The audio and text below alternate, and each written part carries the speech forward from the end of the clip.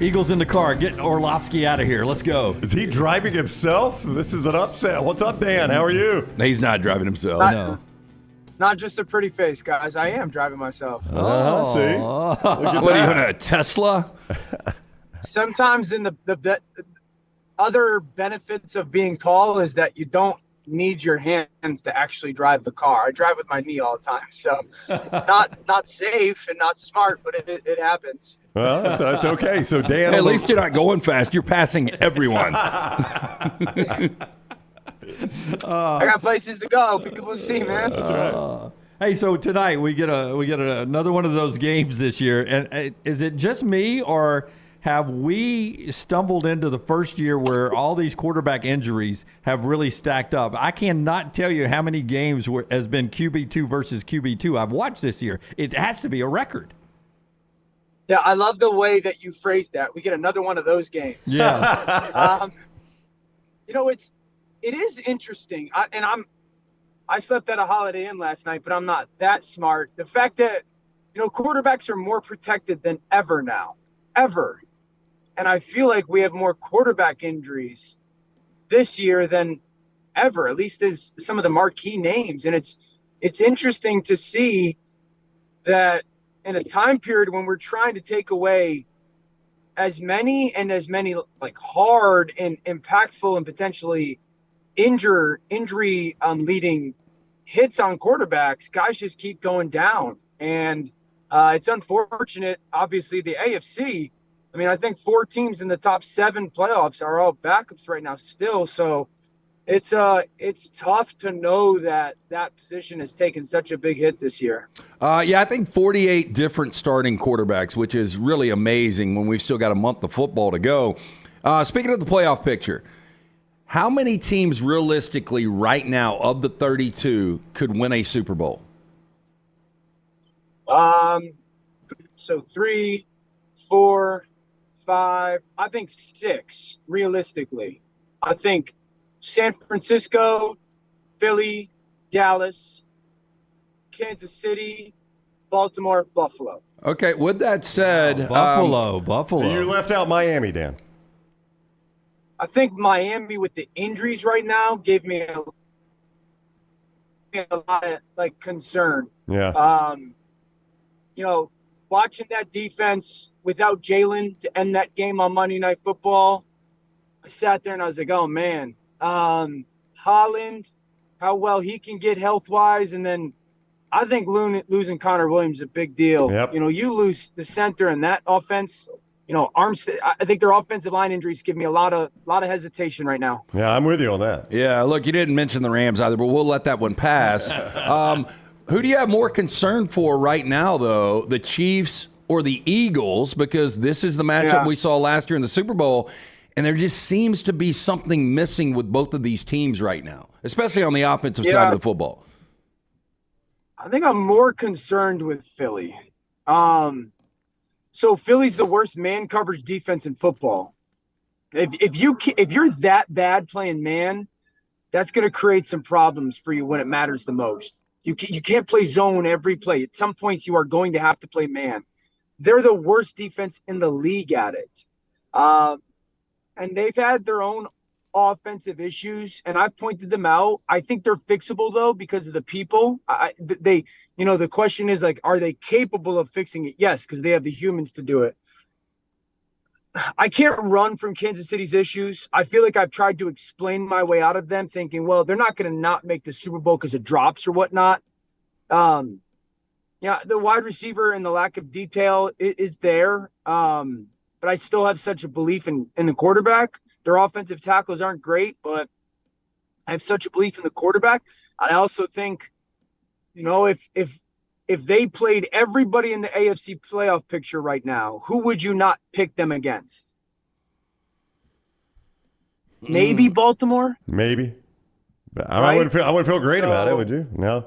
Exactly. That's why, if I had to pick Philly today versus San Francisco, no question. I had to go Philly today versus Dallas. I'd be like, where is it? And that would give me a lot of hesitation just because what's going on with their team. Yeah.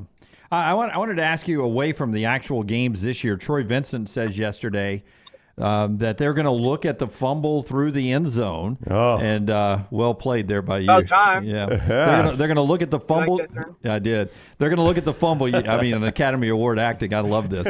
Fumble through the end zone. And maybe change that rule. We're coddled members of the media, and that's been one of our talking points in the summertime for years to get this rule changed. Are you for it as a former player? Absolutely. I've lost a playoff game on the road in Seattle because of it. Calvin Johnson fumbled going in, and KJ Wright slapped it out of the end zone. If you guys remember that play, that was a big, and so he fumbles in going in, and KJ slaps it out of the back of the end zone, which I believe was illegal, yet it didn't get called. Shocking. And so I'm all for it. I get the premise, because if I'm on the 30-yard line, I fumble and the ball goes forward, there's the chance that the defense recovers and I get penalized for it. So I understand the premise of it, but the way that they got to the end result has never made sense, because if I'm on the 30 and I fumble forward, it doesn't mean that the defense is automatically going to get it. I can easily, as an offensive player, recover that depending on who's around. So you got to figure out, okay, if you fumble into the end zone, what's the play? Because it can't just be, in my eyes, well, the offense just gets the ball at the point of the fumble, because then guys are going to be reaching the ball out obsessively then, and so there's got to be some type of negative consequence for the fumble that happens at the 1 yard line. I don't know exactly what that would be. If you're moving back to the 5, it's a loss of down, something like that. But it can't just be, well, the offense gets total chaos. But I've always thought that was a stupid rule. Yeah, I agree. I cannot. Dan Orlovsky is with us from ESPN. He comes in each week courtesy of mybookie.ag. Code NEXTROUND. When you sign on, you make that initial deposit. They give you a deposit match up to $1,000 with code NEXTROUND at mybookie.ag. I cannot believe we are on December 14th doing this interview, and I'm about to ask you about the Denver Broncos. What an incredible turnaround by Sean Payton and this Broncos team. Yeah, so right now, a couple of things. Offensively, specific to Russell, Russell's playing like he did the early part of his career. Russell was never unreal on early downs, the beginning part of his career. He'd throw check downs, and third down, he'd be special. Run around, buy time, make some big plays down the field. So he's back to doing that, and that's a little bit credit to him and a lot to Sean Payton to get him back to that. On third down, Russell's been awesome. And then their defense on third down is unbelievably good. You get into third down against Denver, and it's good night. The way that their blitz packages, and they got speed doing it. I think Batonio and Baron Browning, it is a fast third down blitz package, and they get you off kilter. And, that's kind of what the way that they've gotten back into it is, offense has been crucial and clutch on third down, specific to Russ. And then that defense on third down and the way they blitz people has been awesome. And so, I think Detroit's got to be very, very on point this week, because if they get into bad situations like they've had, they'll fall again, and Denver will be very much so in their playoff picture. Wow. Dan, we lived in a world where for 2 decades, the Patriots dominated the AFC East. And now they're sitting at 3-10, and people are talking about pushing out the greatest coach in NFL history and Bill Belichick. What happened to that roster over the last couple of years? Draft picks became very bad. I mean, that's go back to the last year that Tom played. So 19. That was a year when everyone was like, oh my, I'm like, dude, they have no talent around Tom Brady.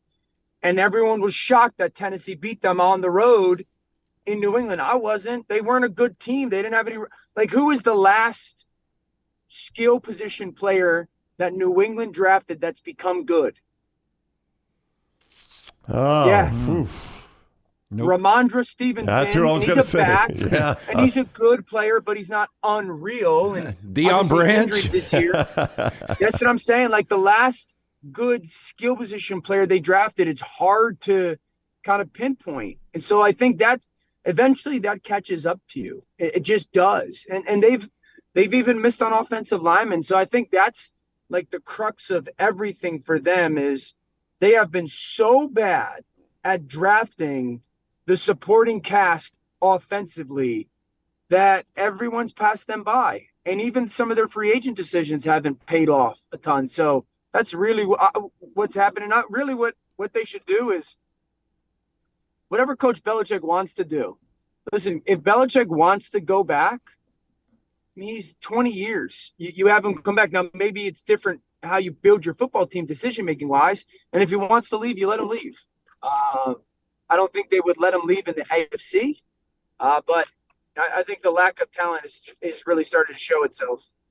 All right, he is ESPN's Dan Orlovsky. See him throughout the weekend talking about the NFL as we enter the final month of football here and sort out the playoff picture. Thank you very much for the time, Dan. Safe drives.